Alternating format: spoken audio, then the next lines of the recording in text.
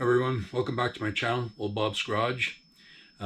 This video on this carburetor I bought on eBay went way too long. It was about an hour when I started editing it, so I decided to break it into two pieces. So this second part now is the reassembly of this Rochester 2-barrel. It's a 2GC or 2GV, I think it is. 2GV 2-barrel carburetor.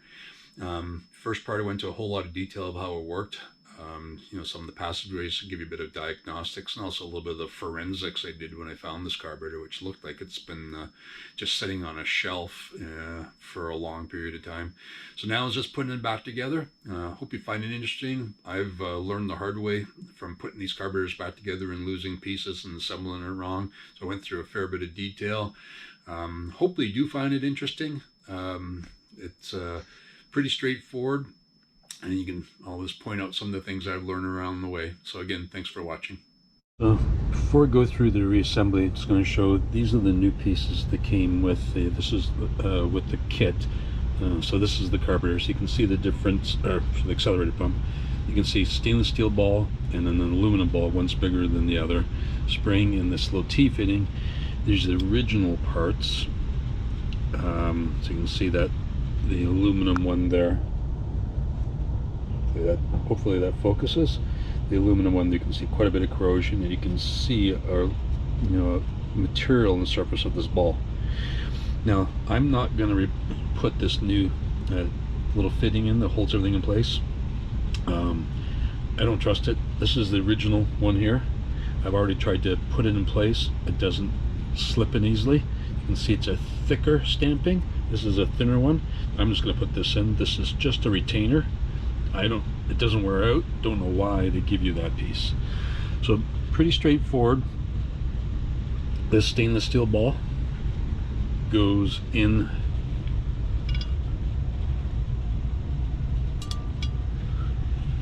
down inside that port for the accelerator. The spring goes on top, and then this T-fitting holds that all down in place, and that's it. I'll give that a little bit of a tap with the appropriate tool, and then we're done. I forgot that the aluminum ball goes down inside the well for the accelerator pump, and that's it. So press down as I showed before. Where's that again? The accelerator pump presses down. That one check closes, so the gas can't come out, but it forces it out this passageway here. So that's that. The rest of the parts together. So I'm just going to do one continuous now filming from beginning to end, and put the screen back in place, and so no more breaks. Not a whole lot to the assembly piece anyways, simply it's just a matter of putting the piece together. All these little pieces are really the majority of the work. So I've also already gone through every single passage. I've cleaned it out with the different brushes and wires and whatnot I have. I don't have a problem with that. And I've squirted, that wasn't good, metal filings there. I think I'll use plastic.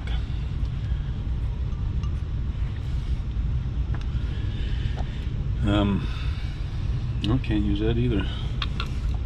Guess I'll have to use this.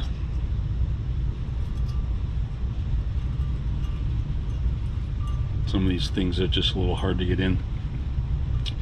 Little fingers there. So that's a screen for the to filter anything that's in the bowl so it doesn't get into the smaller passageways. So like I said, I'm going to now just switch it into a regular film, put it together, go through, get all the pieces ready. Should be quick. Should be about 5-6 minutes, and it should be done. Okay, so I've gone through every passage with wire brushes or wire, and clean. Again, that's after I've already soaked it in solvent and I blew out every single passage with cleaner just to make sure everything is good. Now I'm going to start the assembly. This little gasket's not sticking to it. You can see two little tabs on here. I'm going to get that put on. I'll go kind of slow and explain things as I go. You just got to take your time on this as well. One thing about this carburetor is it's pretty intuitive. You'll see as I go through, you know, really kind of foolproof. Now while I'm talking, I've also set up all my used parts in a container ahead of me.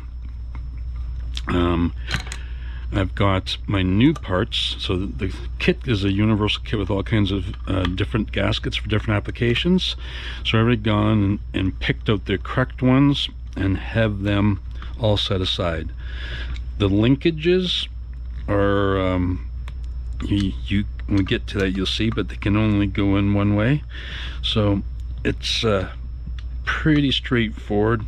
And again, like I said before, make sure you have the right size screwdrivers putting this all back together. You don't want to be damaging the threads. So that's all done. Now next thing is I already described putting in this check valve. I'm going to put in the small aluminum ball check inside that. There is in the accelerator pump well, there's the spring for the accelerator pump. I already put the screen in. Inside the this part of the board where the venturis go, you have these little wells. You can see a little tab on there. They can only go in one way, which I put it in wrong. Then they just set in position. That tab just gets indented. You'll notice I've stripped off all the parts that are coming out that are being replaced in the kits, and I've got the parts from the kit, matched everything up. So next thing I'm going to do is put in the venturis. So again, I explain what they do. You know, they meter in the gas through the carburetor. I'm going to put in now this, and I've gone through all of this, the venturis, all these ports, put wires right through each one of these little tubes. That little fine wire, you may or may not be able to see, but you can see the light coming through. And I got everything cleaned up here, or at least as clean as it usually is. So I'm going to tighten these down.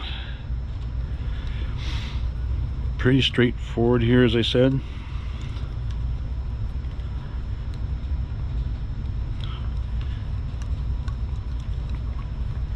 This one I paid a lot of attention to.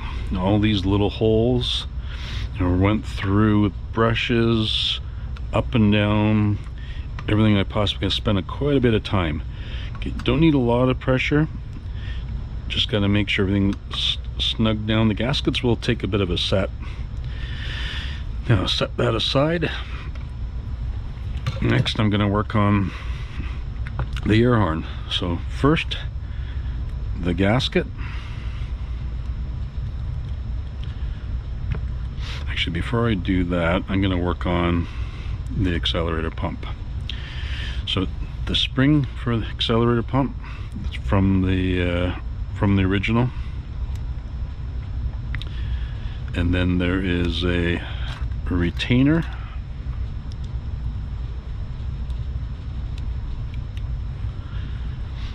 That sits in there kind of like a valve spring.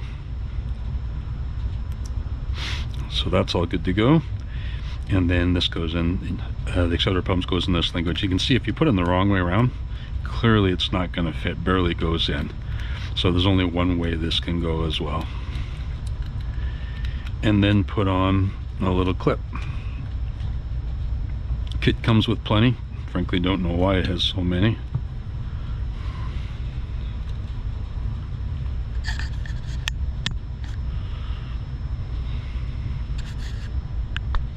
Just adjusting the camera to make sure you don't see as much of my belly there.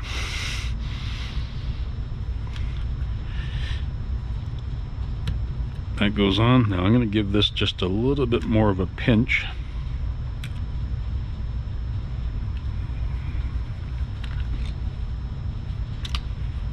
You can see that's not as tight as I would like. These aren't really a spring clip per se. They're just a I feel like more like a cotter, softer metal. There, that's tight. So that's good to go. Now next, gasket. There's quite a few gaskets. I actually found two that are very close. I think either would have worked. One had a little bit of a more material here, but other than that, they were perfectly identical. I'm going to put in next the inlet needle and seat. This is typically what you start having with carburetors, where you start having problems. Again, right side screwdriver, don't want to have too small and start twisting off edges. But what happens with the needle and seat is they wear out, or the rubber tip on the needle hardens or deforms, and you start having leakage, or the needle itself, so that the tip gets hardened or deformed, or the needle gets a buildup and it sticks open or closed.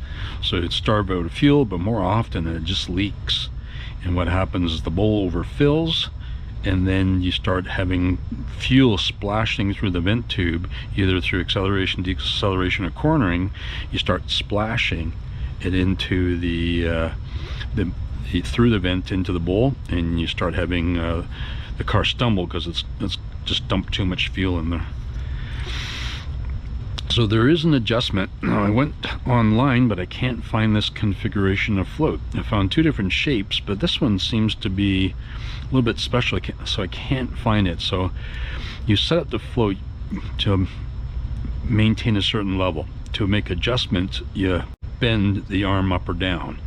So I got the dimensions for all that, but again, I can't find where the reference mark for this particular type.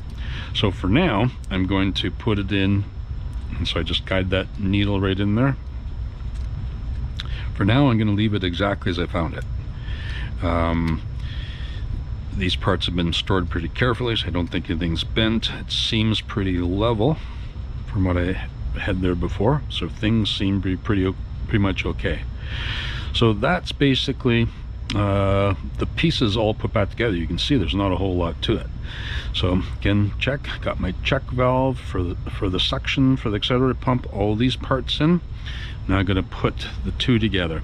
So I put a little bit of WD-40 on this accelerator pump, and that's so when it goes in, I fit these parts dry off camera, and there was some binding. So I decided to put a little lube in there to make just to make it go in properly. So that,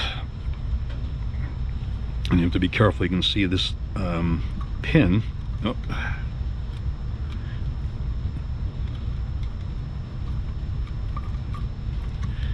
So this, just a little bit of careful placement in here.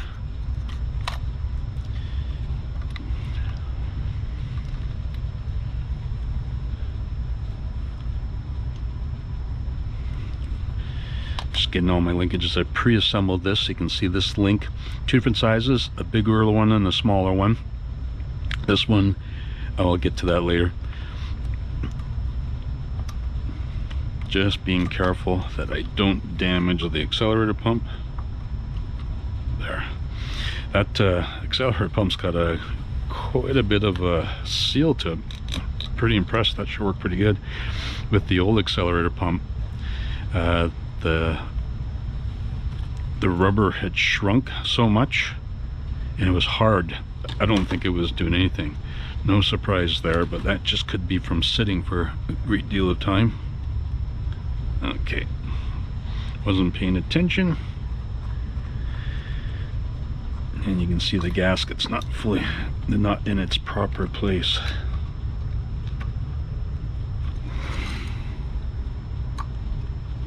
Okay, there's actually little pins to hold this. You probably can't see it from there, but there's a little pin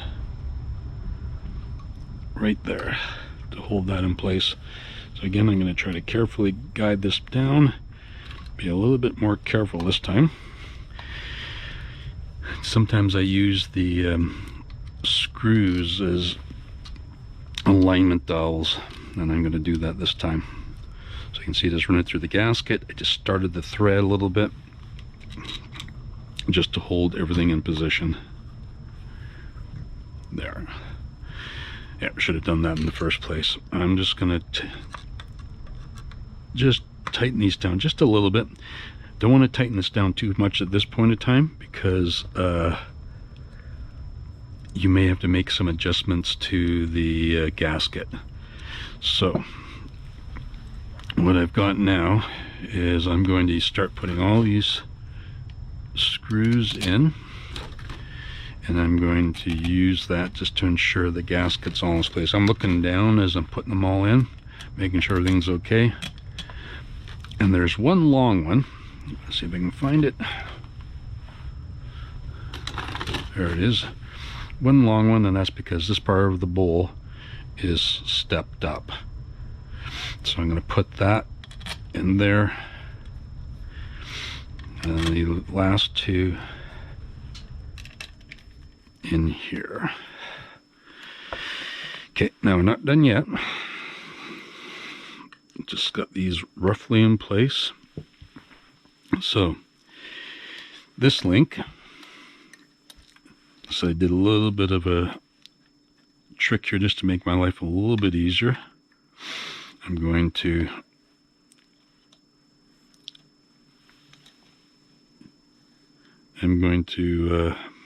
set that on and then tighten it down. Just saves having to twist around the air horn to get it in. This is a little bit easier way of doing it. And again, it only goes in one way. I've checked a few different ways. This has got a wide arm. This has got a narrow one, and it can only go on one way.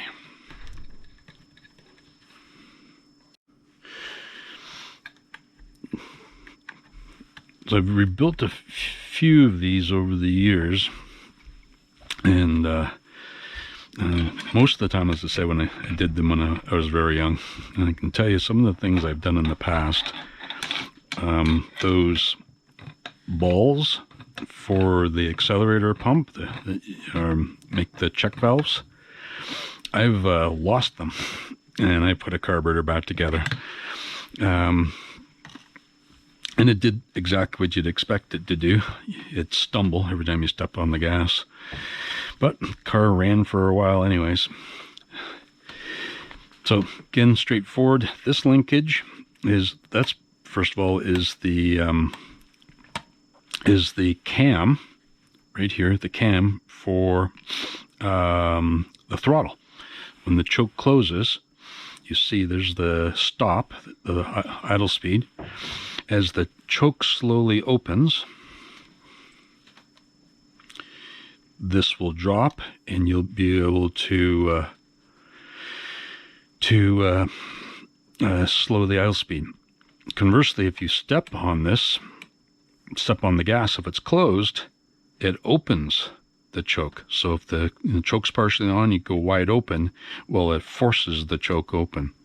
So again, kind of cool. This is for the accelerator pump. So smaller diameter, so you can't mix them up.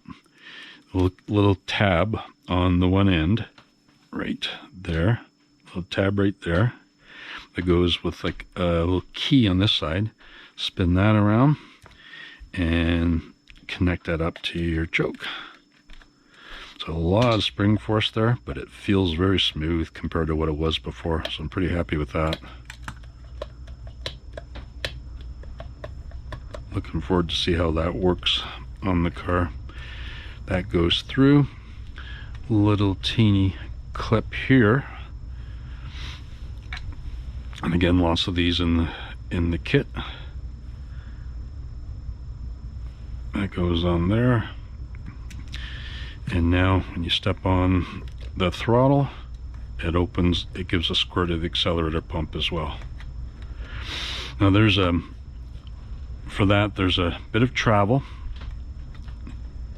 at first, so it's not there's spring tension in all the time. There's a spring underneath, but it's not compressing through the full range. You get a bit of squirt at the beginning, and that's it.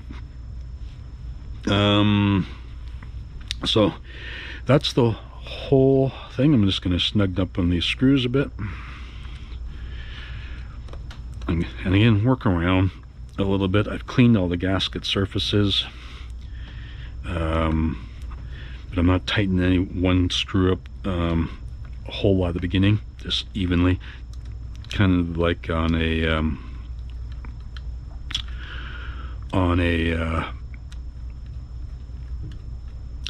the bolt pattern for heads or for wheel lugs. You want to spread the load out evenly. And the other thing is, again, not over torquing this as well. So these are all just basically going finger tight for the first pass to draw everything down together, and I'm going to go a bit of a crisscross pattern for this, just to make, and a little bit more every time, to make sure that I pull down evenly. I'm going to also make sure I don't over torque and damage these screws.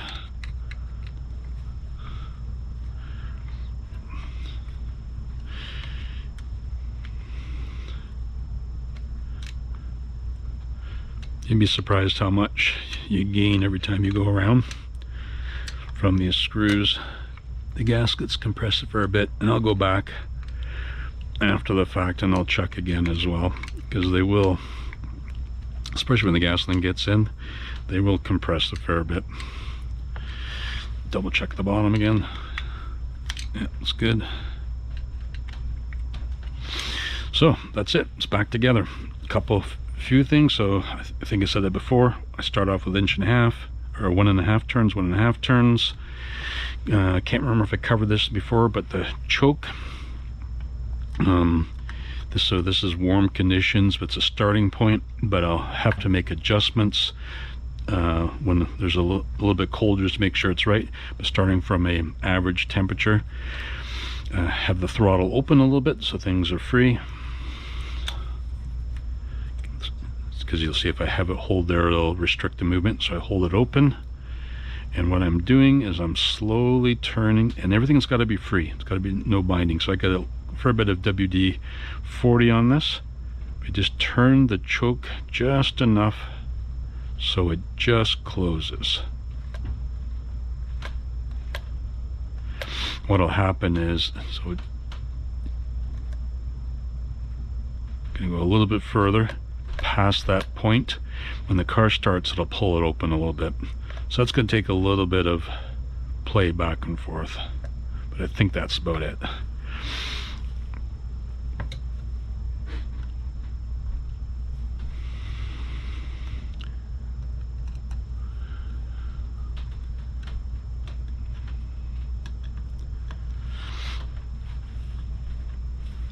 Marks don't line up too well. There's a little lean, rich mark which seems to be backwards. No real mark, but once I find the right spot for it, and I don't think I mentioned, or maybe I did. Oh yeah, no, I did.